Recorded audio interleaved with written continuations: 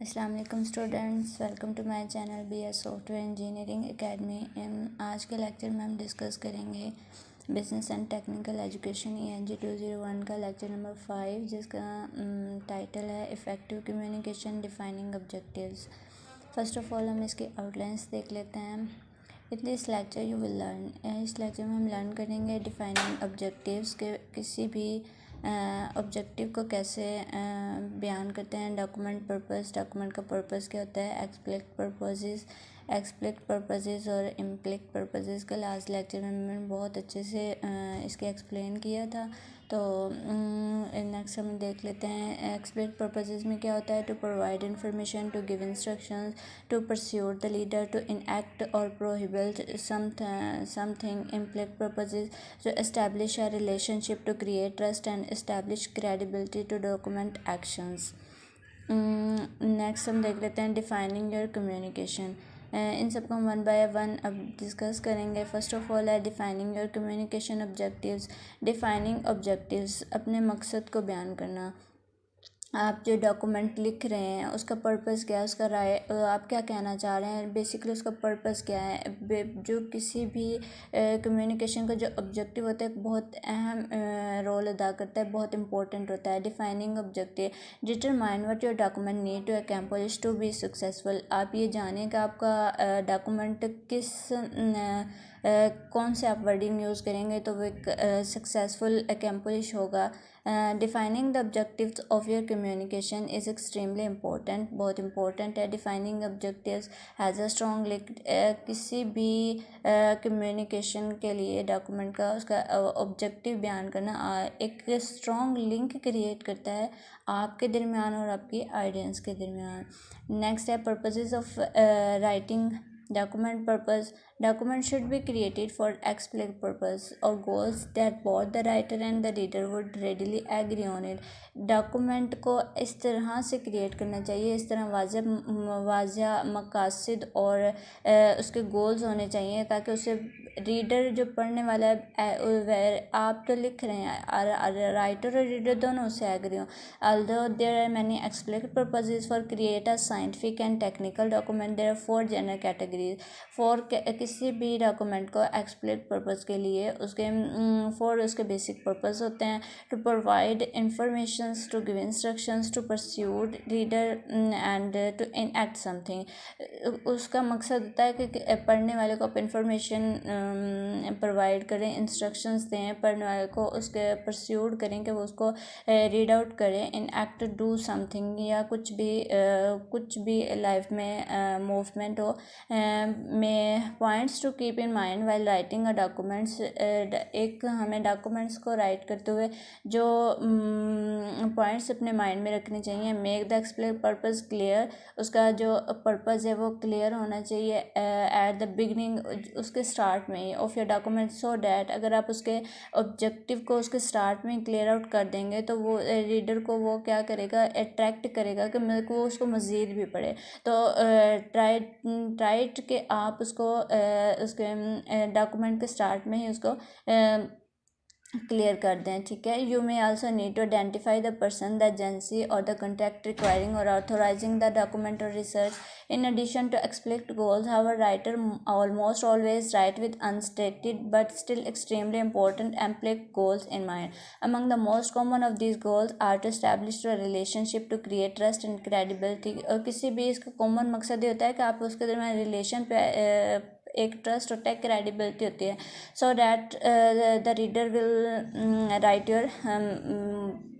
your documents. Explicit purpose of document. Explicit purpose means the explicit का मतलब होता है कि जो आपने बिल्कुल वाज़ह मुकम्मल तौर पर उसका मुकम्मल मीनिंग जो है रीडर वो एक्सेस कर रहा हो। As discussed earlier, most scientific document have as a principal explicit purpose one or more of the following actions. ये हम पहले भी देख चुके हैं। Provide information, to give instructions, to persuade the reader, to enact और prohibit something. Whatever is the general purpose purpose of an overall document, certain actions of an always have a specific purpose. इस तरह के general purpose कोई भी हो सकता है, लेकिन वहाँ कुछ एक स्पेसिफिक पार्ट होता है उसका जिसका एक स्पेसिफिक पर्पज़ होता है। Document that provides information, document types and literature review specifications. Section in documents के डिफरेंट सेक्शंस होते हैं। फर्स्ट ऑफ ऑल होता है बैकग्राउंड होता है। बैकग्राउंड में जैसे हम इंट्रोडक्शन लिखते हैं उसका कुछ पास्ट कोई भी इवेंट होता है उसका हम बैक से उसका कुछ कोई इवेंट होता है वो लिखते हैं। नेक्स्ट उसकी थ्योरी होती है, मटेरियल होता है, देन उसके रिजल्ट्स होते हैं, देन उसके टेबल्स होते हैं। नेक्स्ट एग्जांपल है, नेक्स्ट चलते हैं document that give instructions. Document type होते हैं, डॉक्यूमेंट्स की डिफरेंट टाइप्स हो सकती हैं, प्रपोजल भी हो सकता है, कोई स्पीच वगैरह, या इसकी डिफरेंट टाइप्स होती हैं। सेक्शंस इन डॉक्यूमेंट, एक डॉक्यूमेंट के सेक्शंस होते हैं। प्रोसीजर्स होता है, उसका एक प्रोसीजर, डेफिनेटली कोई भी काम उसका एक प्रोसेस होता है, कोई भी काम डायरेक्टली कंप्लीट नहीं होता। जैसे हम ऐसे लिखते हैं, फर्स्ट ऑफ ऑल उसकी आउटलाइंस होती हैं, देन उसकी कोटेशंस होती है, देन मटेरियल होता है, देन उसका कंक्लूजन होता है।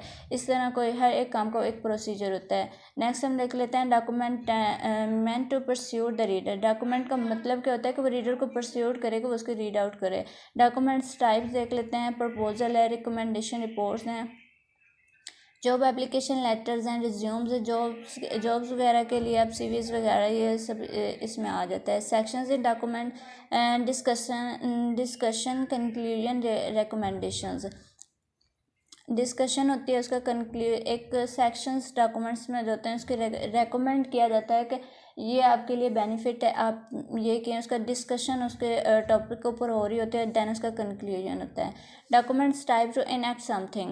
डॉक्यूमेंट का मतलब होता है कि कुछ ना कुछ इनएक्ट किया जाए, मूवमेंट हो। Document type acceptance letters, regulations, patents, authorisation, memoranda. ठीक है।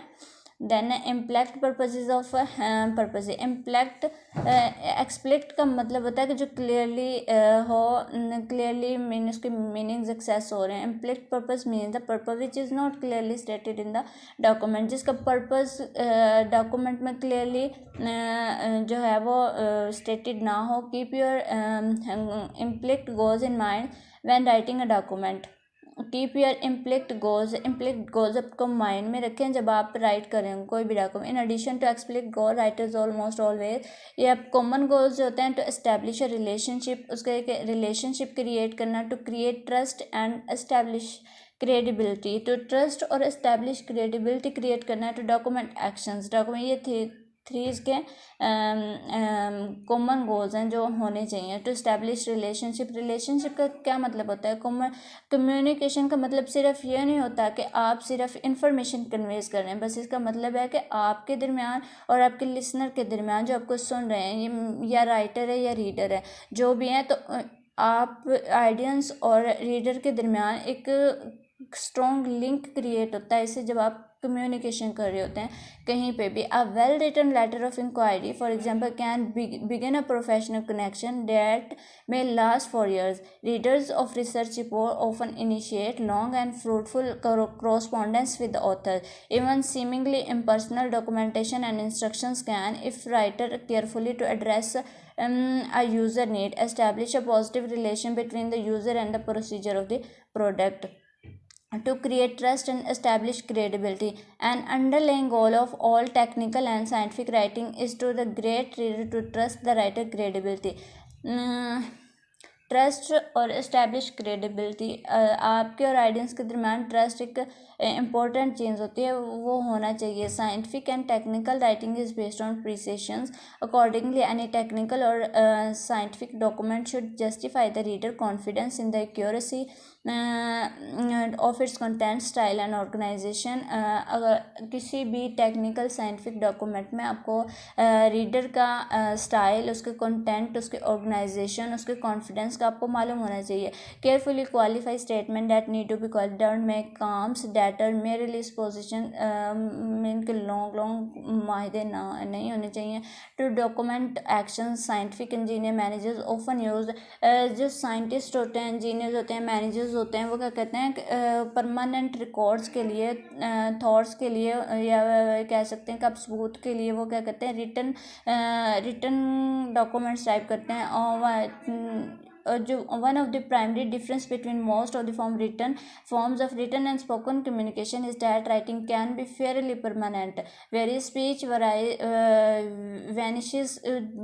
देखें, अगर हम कोई भी डॉक्यूमेंट राइट करेंगे तो वो एक लंबे अरसे के लिए हमारे पड़ा रहेगा. अगर कोई फ़र्ज़ करें कि अगर कोई बोल भी जाता है, किसी के साथ कोई माहदा किया हो, तो अगर हम उस रिटन डॉक्यूमेंट को, उस रिटन प्रपोजल को हम दिखाएंगे तो हम एटलीस्ट अपना प्रूफ तो दे सकेंगे. अगर स्पीच देखें, वो नेक्स्ट इंसान बोल जाता है तो वो वैनिश हो जाती है, डिस्ट्रॉय हो जाती है as soon as possible. Consequently next आप ये इसको रीड आउट कर लीजिएगा. Make important observation. ठीक है. स्टेटमेंट ऑफ ऑब्जेक्टिव जो आपने स्टेट किया, जो आप बयान करें उसका ऑब्जेक्टिव क्या है, ये आपको पहले भी मैं बता चुकी हूँ. आप डॉक्यूमेंट के स्टार्ट में इसको क्लियर आउट कर दें ताकि जो रीडर है, जो रीडर्स होते हैं, टेक्निकल राइटर्स होते हैं, वो बिजी होते हैं अक्सर. सच स्टेटमेंट अगर आप उसके ऑब्जेक्टिव को स्टार्ट में उसको क्लियर आउट कर देंगे तो वो क्या होगा, उसके लिए अगर वो उसको अलर्ट कर देगा कि ये इम्पोर्टेंट, इसको फर्दर भी रीड आउट किया जाए. The sentence given below is the form of memorandum by an engineer and a hydroelectric power plant where he wants his supervisor. ठीक है, इसको आप रीड आउट कर लीजिएगा. नेक्स्ट इंपॉर्टेंट नहीं है, जैसे आपने अपने कॉन्सेप्ट्स क्लियर करने हैं, बाकी बुक इतना मुश्किल नहीं है. How do you actually go about defining your objective. जिसकी एग्जाम्पल दी हुई है इसको आप रीड आउट कर लीजिएगा. गाइडलाइंस हैं पीपल्स. ठीक है, यहाँ तक था आज आपका lecture. People responses on reading something. When people read the respond. ठीक है, ये देखें, पीपल व्हेन जब आप लोग रीड कर रहे होते हैं, they respond in two ways simultaneously. They think and they feel at the same time. वो आपको पढ़ रहे होते हैं तो वो उसी टाइम उसको फील करते हैं और उसी टाइम क्या करते हैं, वो उसके बारे में सोचते हैं. Focus your attention on accurately understanding the communication to be delivered at present in such way that is viewed favourable. इसमें क्या है कि जब आप किसी चीज़ को बोल रहे होते हैं तो वो उसी टाइम उसके ऊपर थिंक करते हैं, उसके ऊपर रिएक्ट करते हैं और उसको अपने लाइफ में इम्प्लीमेंट करते हैं. तो ये था आज का लेक्चर. उम्मीद है कि आपको समझ आई होगी. अगर कोई भी कन्फ्यूजन है, कोई चीज़ आपकी समझ में नहीं आई तो आप कमेंट बॉक्स में मुझसे पूछ सकते हैं. तो यहाँ तक था आज का लेक्चर. वीडियो पसंद आई तो लाइक कीजिएगा. बाकी अल्लाह हाफिज़.